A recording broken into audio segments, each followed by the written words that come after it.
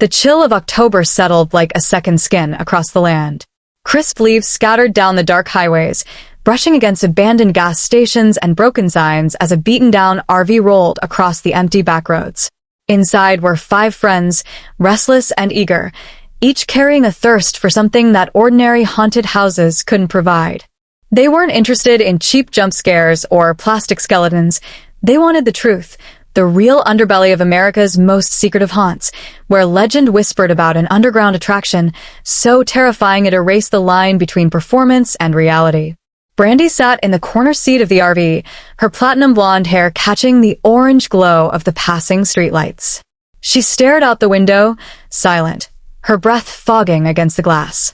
She didn't quite share the reckless excitement of the men, Zach, Bobby, Jeff, and Mikey. They had planned this trip for months, mapping out the scariest haunted houses across the South, filming everything for a documentary they hoped would explode online.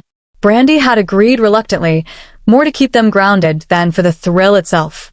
Their cameras rolled as they drove deeper into rural Louisiana, stopping at roadside haunts, rundown barns converted into labyrinths, and forgotten prisons repurposed into spectacles of blood and chains.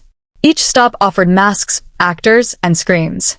Yet each stop also brought rumors of something darker, a group that operated outside the law, known only in whispers as Blue Skeleton. Blue Skeleton is the real deal, a man in a blood-stained clown suit told them after their third haunt. His face was smudged beneath the makeup, and his eyes darted nervously toward the dark woods behind the lot. You don't find them, they find you. You keep poking around, and they'll come for you. Careful what doors you open. Zach laughed, brushing off the warning, but Brandy's skin prickled with unease. The idea of being hunted instead of paying for scares unsettled her. Still, she said nothing, swallowing her instincts as the RV pushed forward. The group documented everything, the actors lunging from shadows, the grotesque makeup, the laughter and shrieks of fellow patrons. But at night, when they parked in empty lots, Brandy noticed strange shapes lingering near the trees. Once, she thought she saw a figure in a cracked porcelain doll mask standing by a rusted fence, staring directly at the RV.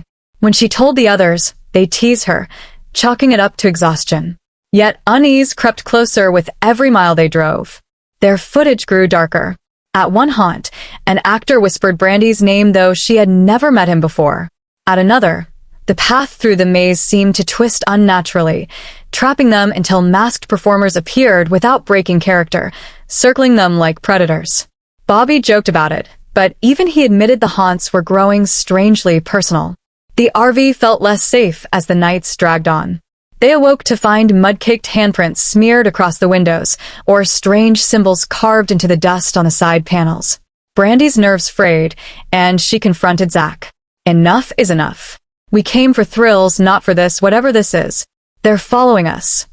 Zach brushed her off again, obsessed with pushing deeper, desperate for the climax of their documentary.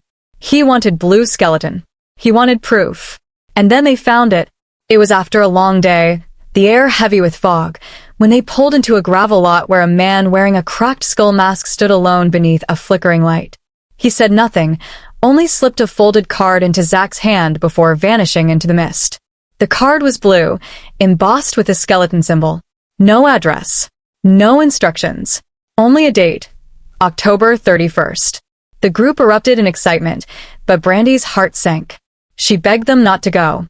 Something about it felt wrong, too real, too final. But their minds were made up. On Halloween night, the RV rolled through the backroads again, following vague directions whispered by strangers they met at gas stations and diners. Eventually, they were funneled into an abandoned industrial site, its towering silos casting monstrous shadows against the moonlight. Inside, Blue Skeleton awaited. The haunt began like any other.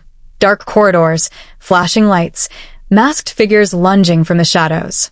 But quickly it shifted into something else. They were separated, dragged by force into different tunnels.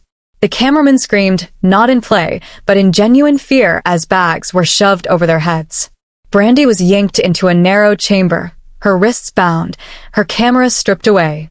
The masked figures circled her, whispering, chanting, their masks inches from her face. She trembled, her breath shallow. They weren't performers anymore. They were predators, and she was prey. Through muffled screams echoing in the distance, she heard her friends being broken down one by one. Bobby begged, his voice cracking. Jeff's screams cut off suddenly, leaving only silence. Brandy tried to fight, thrashing against her restraints, but hands pushed her deeper underground, into a coffin-shaped box lined with dirt. She screamed as the lid shut above her, plunging her into suffocating blackness. Soil trickled down onto her chest, filling her nostrils, pressing against her lungs. Her heart thundered as she realized she was being buried alive. The last sound she heard was the muffled laughter of blue skeleton members above her, shoveling earth onto her coffin. The camera captured only fragments, shadows of figures in porcelain masks, a shovel striking dirt, and Brandy's muffled screams. And then, silence. The footage ended there. No one ever found Brandy or her friends again. The RV was discovered abandoned in a field weeks later, its doors swinging open, its windows shattered. Inside, the cameras played only static. Rumors spread online, whispers of the footage leaking into dark corners of the internet. Some claimed it was staged. Others swore it was real. But one thing remained clear. Blue Skeleton was not just a haunt. It was a ritual.